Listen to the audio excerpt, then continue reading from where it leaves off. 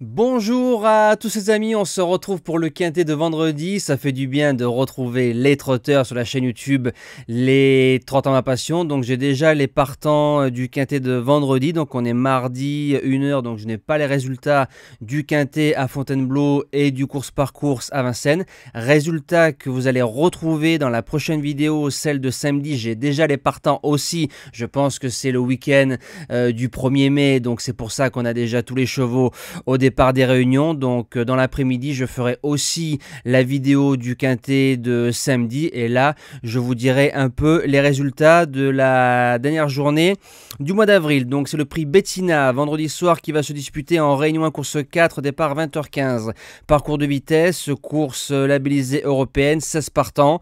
Malgré que je sois content de retrouver les trotteurs, ça reste un quintet très ouvert entre guillemets pour les places. Base gagnante, j'invente rien, le numéro 16 Global Agrémente, le cheval reste sur 6 victoires dont 4 en France. 3 sorties sur le parcours, 3 victoires, il est invaincu. On l'a touché 2 fois en cheval du jour, si je dis pas de bêtises. C'est un trotteur qui peut marcher entre 11 et 12, mais je pense plus 11 que 12. Dans sa malchance d'avoir le couloir numéro 16, son dos c'est le numéro 7, notre deuxième base, Greg Davaroche, qui va démarrer. Je suis quasiment sûr que Anthony Barrier va démarrer avec Greg Davaroche. Donc Gabi va pouvoir prendre l'inspiration et Global Agrément, s'il ne se bagarre pas trop avec Héraldique, il peut jouer la victoire. La deuxième base, le numéro 7, Greg Davaroche. Si on prend les 2 dernières sorties sur le parcours, Malheureux en novembre 9e et 3e début mars avec un parcours pas simple. Il est dur, il est courageux, il se drive un peu de partout. À Moustique de jouer. Pour les chances, le numéro 2, Gis, qui adore le parcours parce que lui c'est un trotteur qui aime venir sur les autres et comme 2100 mètres très souvent ça roule. C'est un cheval déféré des 4 sur le parcours, c'est 2 sur 2, premier gagnant un quintet plus devant un certain Giant Madric et ensuite 5e. Il a marché une 11, en gros s'il marche une 11 vendredi il bouge pas du multi. En 4e position, le trotteur qu'on risque de retrouver tête et corde, le numéro 1 Héraldique. Il a réussi son retour à Vincennes dans un quintet sur un parcours de tenue en marchant 12-8.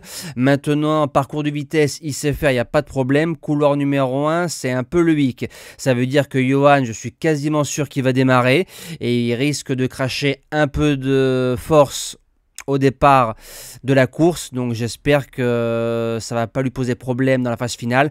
Donc je le vois plus pour une place 3, 4, 5 que pour la victoire. En 5e position, le numéro 6, Infant Périne.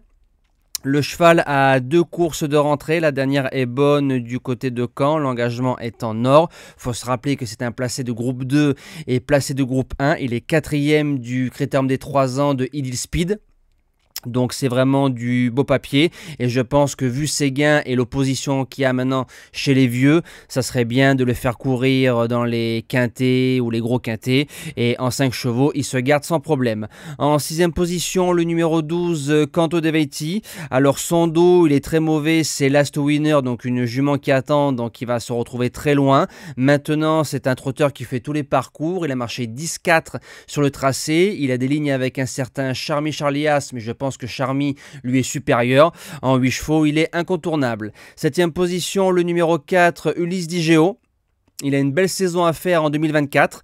Quand on prend ses 2 derniers quintets, 2100 mètres, 6e et 5e, le cheval a bien fini. Faut le pister et quand il est bien droit, il va très vite. Et je termine avec le numéro 9, Isa du Margas. Je tente un truc. Ça sent la course visée. Le lot est bon. Couloir numéro 9. Jument qui sera sûrement dans sa robe de mariée, plaqué devant, défait derrière. Maintenant, il faut pister un maximum. Et il faut se rappeler qu'à Anguin, elle avait battu un certain Canto de Venti. Voilà. Moi, je vous souhaite un bon quintet, un bon week-end du 1er mai pour ceux qui font le pont. Merci à tous et à demain.